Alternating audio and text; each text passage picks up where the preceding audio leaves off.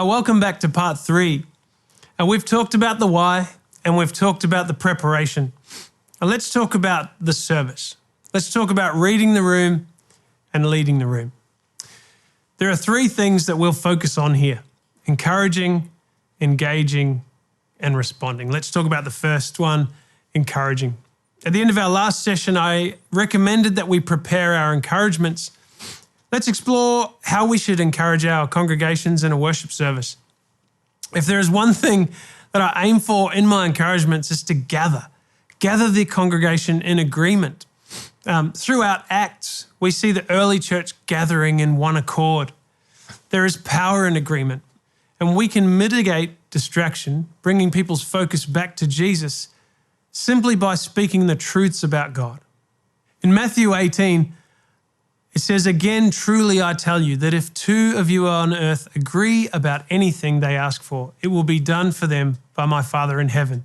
For where 2 or 3 gather in my name, there I am with them." That's agreement. All right, let's talk about some addressing the congregation do's. The first one would be keep it simple. Keep it very simple. We are there to lead worship. And so, again, my whole kind of approach when it comes to addressing the congregation is to gather them. And so I would rather use a simple thought, a simple theme. The next one would be keep it short. We don't have all day, and you don't want people to kind of lose focus or lose interest in what you're saying. And the third point would be keep it Bible. And just remember, people have to hear what you are saying, mentally process what you have said, and decide whether or not they agree with you. Again, remember, we're talking about agreement. And that's what we're going for. Some things to avoid: yelling and aggression, or, sometimes what we used to call it back in the youth ministry days was anger passion. You're so passionate about worship, you're so passionate about Jesus, but you just look angry. And so we can all kind of fall into that trap sometimes. The next one would be deep personal revelation. Look, I'm 41 years old. I know it doesn't look like it, but it's true. I'm 41 years old, and it's taken God 41 years to talk to me about the things that he's talking to me about today. So it would take a heck of a lot longer than the 30 seconds that I have to encourage somebody in a congregation for me to hit them with some deep personal revelation. Again, they have to hear what I have to say, mentally process what I've said, and then decide whether or not they agree with me or not. I'm trying to avoid that altogether. I'm trying to gather us all in agreement. Just remember, when you think that you need to impress people with your biblical knowledge, they're actually not impressed. They want to be directed to the truth. Basically, the objective is to remind people of who Jesus is, what he has done, and why he should be praised. While we're on the topic of encouragement, you might be watching this and thinking, Jad, you've been leading worship at Hillsong for so long. You have authority and you're able to encourage your congregation, and they'll follow you. But I've only been singing for a few years or a few months. How do I get the confidence to speak to our congregation? Well, I often find that when worship leaders are nervous, they forget one major fundamental, and that's that most people came to church on purpose. They intentionally came to church. No one is making all of the effort to make it to church in the hope of a negative experience. No one is thinking, I hope the band sounds terrible. No one's thinking, I hope the preacher is unprepared. So the pressure's off. People make all the effort to come to church in the hope of a positive experience with God and in fellowship. We can often feel like we're under the microscope when we're up on the platform. And it can often feel like it's a little bit of a hostile environment. But just remember that they made a conscious decision to get the kids in the car, to drop them off at the kids' ministry. They found a parking spot, they found a seat. They made all that effort to be in church in the hope of a positive experience.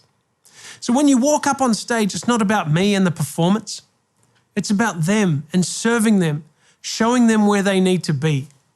And while insecurity and confidence issues are absolutely a real place for all of us, remember that you're in a community where people want to connect with God, and you're simply reminding them of who He is.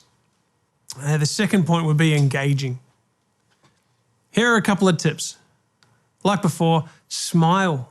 When you're concentrating on something, what's one of the first things that happens? You lose your smile. And it's frustrating because you're probably doing something that you love, but because you're focused, it's the first thing that goes from your face. When I encourage our worship leaders to smile more, I'll often hear back, "I smiled the whole time." And I'll encourage them to go back and watch the service back and tell me if they really were smiling the whole time. Smiling has been a thing I've had to work on and build into my interactions. And the last point is responding. David Ware often says, set the tone, read the room, lead the room. And it is kind of the way that we should work. We set the tone. We establish a foundation of faith. We establish a foundation of gratitude. And then we look for distractions.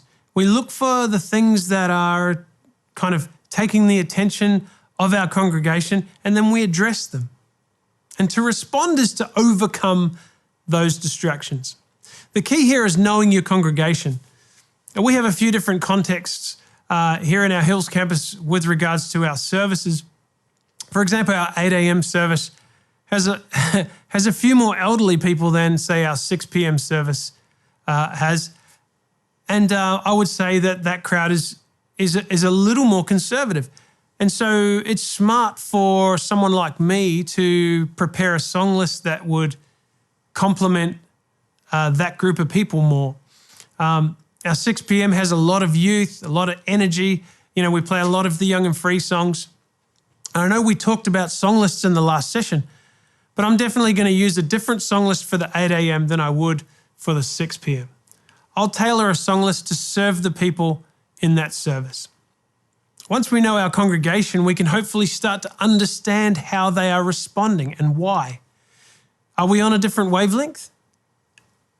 Are we giving enough energy? Are we a little too in their face? Are there too many jumpy songs? We need to be aware and then be intentional with our response. An example would be a few months ago, we were teaching a new young and free song in our 6 p.m. service, and our youth were super excited. You know, they'd come to the front of the stage and they were, you know, singing at the top of their lungs and really getting involved. And the song went reasonably well, bolstered by the excited teenagers who had already learned the song in our youth services prior. But I noticed that other than the youth at the front, the rest of the church were not really as involved. Now, this can happen when people get a feeling that all this excitement, the jumping around, they get a feeling that perhaps it isn't for them. And if we aren't careful, we can get caught up in the atmosphere and leave 2/3 of the church behind. I definitely don't want to leave anybody behind. And what we did on that night as a solution was that we got the youth to turn around and face the rest of the church and teach them the new song with the energy and the actions, and the whole kind of process became this inclusive thing that the whole church really embraced.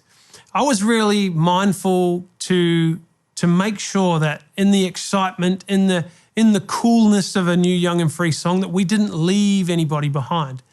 And a big kind of strategy for that is just being really inclusive, making sure everybody knows that these services, and even the presence of God for that matter, is for everybody. To bring it back to where we first started in these sessions, worship is remembering. As worship leaders, our role is to remind people who God is. Our role is to help people overcome distraction, make sure the focus is on Jesus by authentically connecting with the congregation, encouraging them to fix their attention on who He is and what He is doing. I hope this has really helped you in your journey as a worship leader.